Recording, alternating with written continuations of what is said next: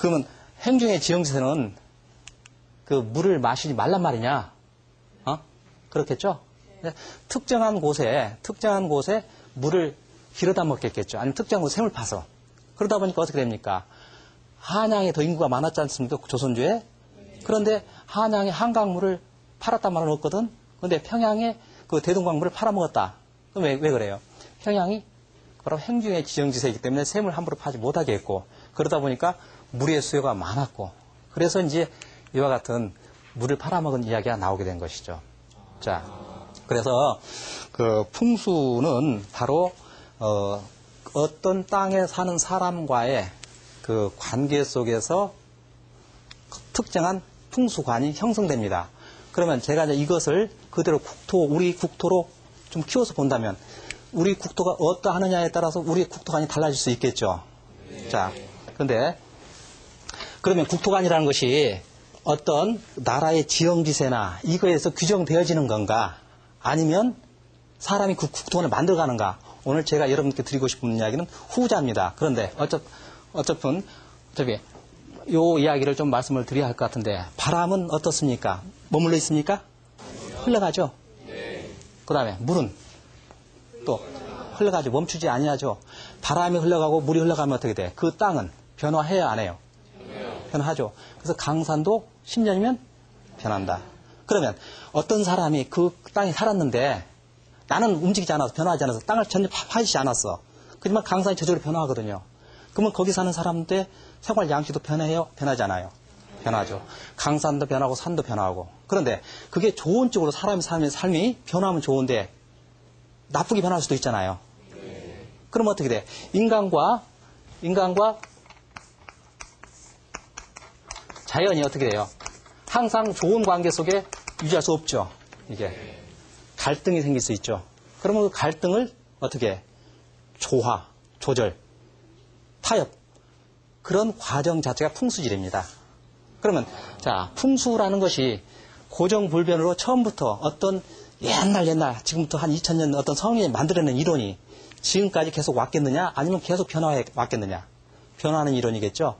예. 그래서 풍수지리는 역사적, 사회적 개념입니다. 그러면 우리가 이제 여기서 다시 우리의 국토관, 자연관은 무엇이냐? 변화하는 개념이겠죠. 역사적, 사회적 개념이다. 이렇게 볼 수 있겠죠. 그러면 여러분들, 우리의 국토관, 자연관이 아까 변화한다고 했는데 그 구체적인 모습이 어떤 것이냐?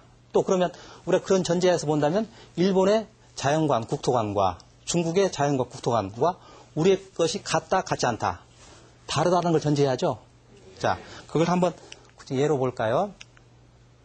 자, 여기 고려의 지리학 고시과목과 조선의 지리학 고시과목이라고 제가 써놨는데, 이게 뭐냐면 풍수는 지금은 그 민간인들이 어떤 특정한 풍수술을 배워서 그걸 가지고서 부동산 평가를 하거나 또는 그 뭐 집터를 정하는데 써먹는 그런 하찮은 술로 치부되고 있습니다. 그러나 고려와 조선에서는 풍수는 국가 관료였어요.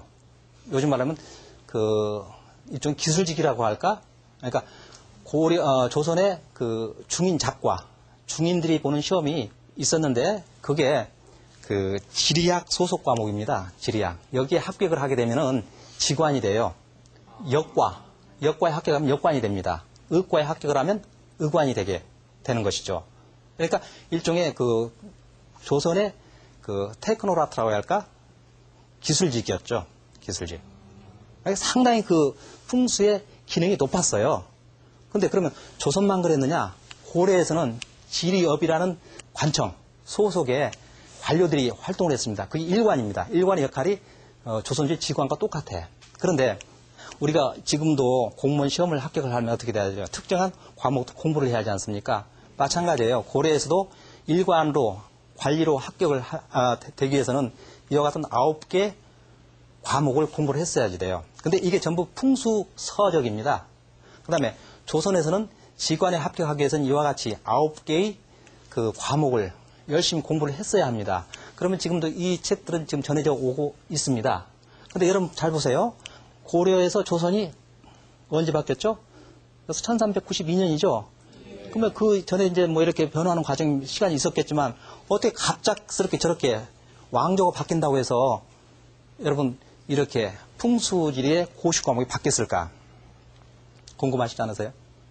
이게 바로 이제 왜 그러냐면 그 풍수는 그 당시 어떤 역할을 했느냐면 여러분들 도읍지를 정하려고 할 때 지난 정권에서 지금 문제가 된 세종시 여러분 다 들어보셨죠? 세종시의 전신이 뭡니까? 신행정수도였죠. 원래 그 전 정권에서 서울이 너무 비대하고 포화 상태 되니까 이걸 좀 분산하자. 그래서 충청도 쪽에 그 세종시 신행정수 후보지를 정했습니다. 뭐 그때 저도 이제 그 자문위원회 TF로 활동을 좀 했었는데 풍수 기회를 가지고서. 근데 이와 같이 과목이 갑자기 바뀌는 게 왜 그러는가? 이건데 고려의 국교가 뭐였죠?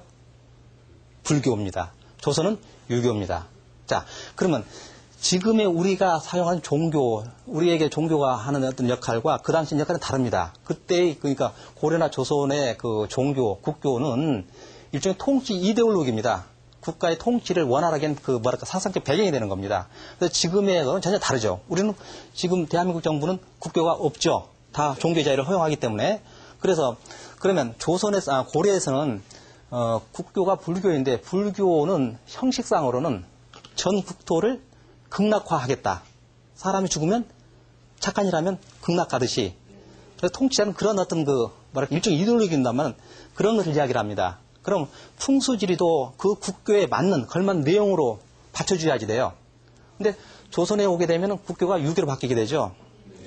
유교로 바뀌게 되니까 그 불교하고는 또 다른 세계관이죠. 구체적인 차이가 어떤 것이 있을까요, 여러분들? 불교와 유교. 불교에서는 화장을 하죠. 유교에서는 매장을 하게 됩니다. 그래서 유교의 큰 실천 덕목이 뭐죠? 충과 효입니다. 국가에 충성하고 나라에 충성하고 부모에게 효도하는 거.